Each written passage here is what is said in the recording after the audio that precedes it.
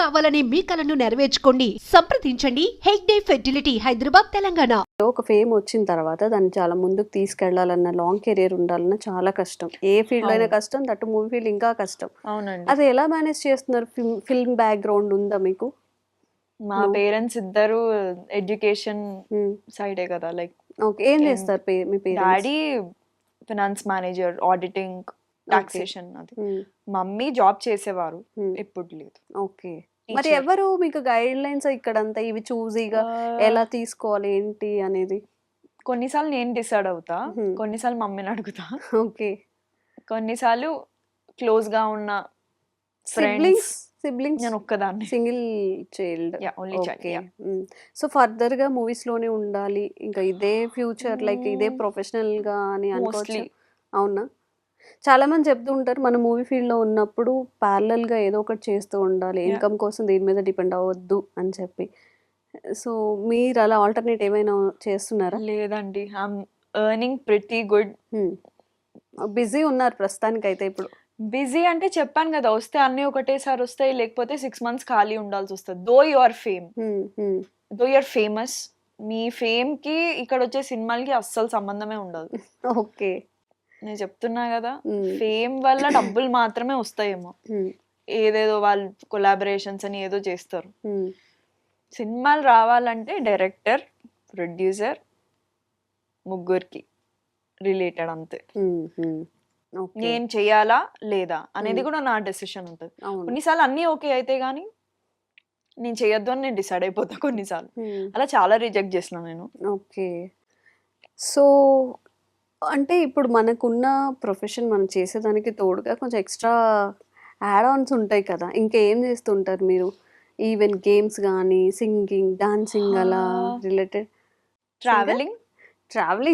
Okay. నేను చాలా ఇష్టం నాకు ట్రావెలింగ్, బయట ఫుడ్ ఎక్స్ప్లోర్ చేయడం. ఓకే. సినిమాలు ఓకే చూస్తా బానే. పాడతారని విన్నానే, ఐఎమ్ ఎక్స్పెక్టింగ్ నేను పాడతాను. వై? ఐస్ క్రీమ్ తిన్న గొంతంతా పాడైంది. కాఫీ తెప్పిస్తా తాగేసి అనుకొని పాడేయండి. జస్ట్ హమ్మింగ్ లాగా పుష్ప నుంచి, ఆర్ మీకు ఇష్టమైన కృష్ణదేవుడు నుంచి ఏదో ఒకటి, ఒక song. Next time Jhansi. No, గొంతు పాడైంది. అవునా? సరే, ఓకే. బికాస్ నేను పాటని ఇది చేయడం నాకు ఇష్టం లేదు. మేమేమైనా వెళ్ళిపోతా ఉంటారా భయపడి? అలా ఏమి ఉండదు. పాటని పాడు చేయడం నాకు ఇష్టం లేదు. ఓకే. నేను కొన్ని క్వశ్చన్స్ అడుగుతాను, జెన్యూన్ గా చెప్పాలి.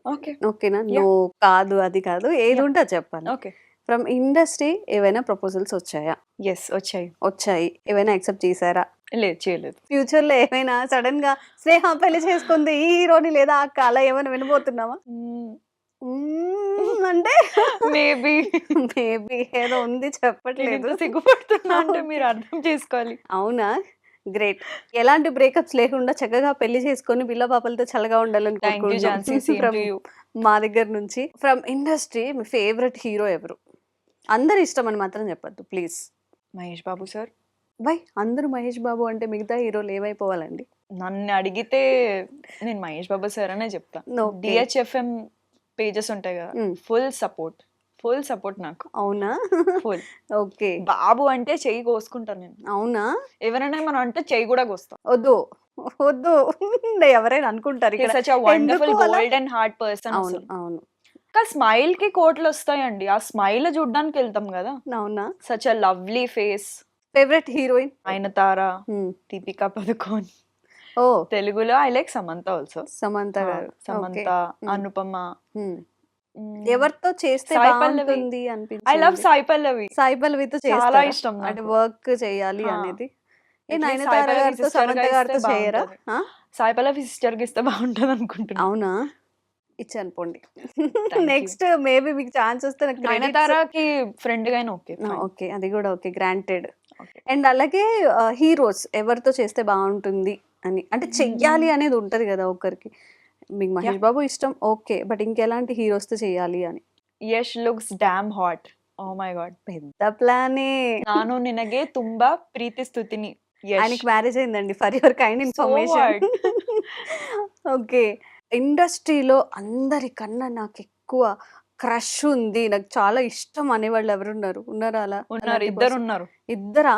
ఎవరు? ఆల్రెడీ ఒకరితో వర్క్ చేసిన, అది పెద్ద బ్లెస్సింగ్. అవునా? దుల్కర్ సల్మాన్. ఓకే.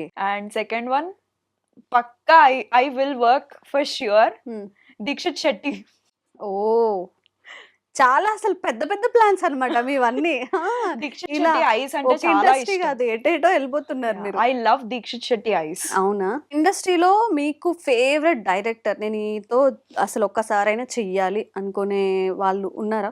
మొత్తం TFI లోనా? మొత్తం హోల్ సినిమా ఇండస్ట్రీ. మొత్తం మూవీ ఇండస్ట్రీలో. సంజయ్ లీలా బన్సాలి, ఇమ్తియాజ్ అలీ, పెద్ద పెద్ద ప్లాన్స్.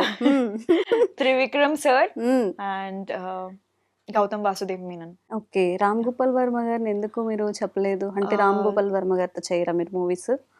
అట్లేం లేదు, మంచి స్క్రిప్ట్ మంచి రోల్ ఉంటే definitely sir. I really love the way you speak, please take my heart. అంటే ఆఫ్ లో చెప్పారనమాట, సార్ అంటే రెస్పెక్ట్ ఉంది, మంచిగా నాకు చేస్తారు అంత అని ఓపెన్ చెప్పి. గా మాట్లాడే వాళ్ళు చాలా ఇష్టం, బికాస్ Okay. ఎవరికి భయపడం కదా. స్నేహ గారు బోల్డ్ క్యారెక్టర్స్ చేస్తారా? స్క్రిప్ట్ బాగుంది, నా రోల్ బాగుంది, రోల్ కి కంపల్సరీగా బోల్డ్నెస్ అవసరం అంటే I will think about it. Expose చేస్తారు, ఎక్స్పోజ్ అనలేము, అదే స్మాల్ డ్రెస్సెస్ కానీ లేకపోతే సైమ్ కైండ్ ఆఫ్ ఎక్స్పోజింగ్. అంటే ఒక CEO కూతురు, ఒక fashion designer or else something like that, అది స్టోరీలో ఏదైనా మలుపు తిప్పితే డెఫినెట్లీ ఐ ట్రై. అన్ని ట్రై చేస్తానండి, దానిలో Okay. తప్పేం లేదు. అంతమంది ముందు నటించడం అలా అంటే చాలా కష్టం కూడా. యాక్చువల్ ఐ గా వాంట్ టు ఎక్స్పీరియన్స్. యా, ఒక ప్రియాంక చోప్రా వారు ఎవరో మెన్షన్ చేశారు కూడా ఇది.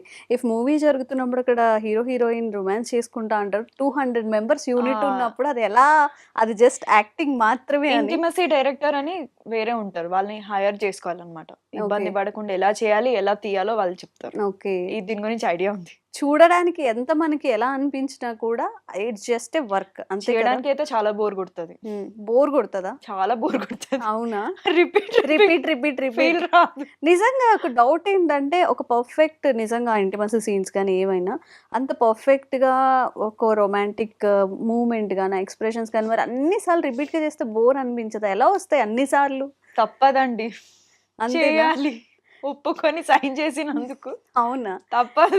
ఏడ్బంటే ఏదో గ్లిజరిన్ తో మెయింటైన్ చేయొచ్చు, లేదు. నవ్వంటే సరే ఏదో తెచ్చుకొని నవ్వచ్చు, బట్ ఆ ఎగ్జామ్ ఈ ఎక్స్ప్రెషన్ రావాలి అంటే కొంచెం. కొన్నిసార్లు ఫోకస్ ప్రాబ్లం ఉంటది, కొన్నిసార్లు లైట్, ఇవన్నీ ప్రాబ్లమ్స్ ఉంటాయి. ప్రతి టేక్ మన సింగిల్ టేక్ అన్నట్టే చేయాలి. అవునా? ఇప్పుడు ఇదే ఫస్ట్ చేస్తున్నాము లేదా Yeah. ఇదే అసలు ఇదే పర్ఫెక్ట్ అసలు టర్నింగ్ పాయింట్ అన్నట్టు అంత ఈజ్ అండ్ జీల్ తో చేయాలి. ఓకే.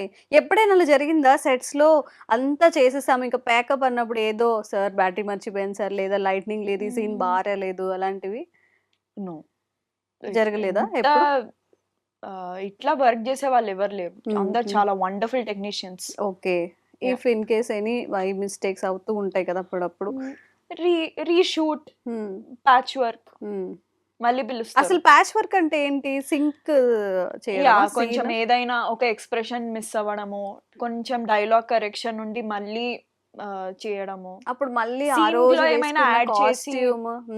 మళ్ళీ కాస్ట్యూమ్ కంటిన్యూటీ ఇవన్నీ చూసుకోవాలి, అవన్నీ ఏడీస్ చూస్తారు. అవునా? Yeah. ఓకే. ఇప్పుడు ఒక కాస్ట్యూమ్ ఉందనుకోండి, ఈ డే అంతా ఈ రోజు పట్లంగాను ఏదో వేసుకొని చేశారు, ఈ సీన్ కి ఇది, ఈ సీన్ కి ఇది అని ఉంటుంది కదా. బట్ సపోజ్ ఎప్పుడో స్టార్టింగ్ లో చేసిన ఒక సీన్ బాగా రాలేదు అంటే మళ్ళీ అదే కాస్ట్యూమ్ తో మళ్ళీ అదంతా మళ్ళీ చేయాల్సి వస్తుంది. చేయాలి. చాలా పెద్ద వర్క్ అయితే, నాట్ అన్ ఈజీ మూవీ అనేది. అస్సలు ఈజీ కాదు. చూసి ఇట్లా రివ్యూ ఇస్తారు, బాగుంది బాగాలేదు అని. వాళ్ళదేం పోయింది, వాళ్ళు సంపాదిస్తున్నారు ఇట్లా చెప్పి. ఎంతో మంది కడుపుల మీద కొడుతున్నారు రివ్యూ రైటర్స్ వీళ్ళంతా. ఏదో డబ్బులు ఇస్తున్నారని ఇష్టం వచ్చినట్టు వాగేస్తున్నారు. ఒక్క సినిమా తీసి చూపిమనండి, అప్పుడు తెలుస్తుంది వాళ్ళకి మా బాధ. మినిమం గా ఎన్ని టేక్స్ తీసుకుంటారు యావరేజ్ గా? ఒక డైరెక్టర్ ఎమోషనల్ సీన్ అనుకోండి, డైరెక్టరే డిసైడ్ చేస్తారు. నిజంగా బాగుంది అంటే చాలు, సింగిల్ టేక్ కి ఓకే అయిపోతుంది కొన్నిసార్లు. కొంతమంది లేదు, ఇంకా నాకు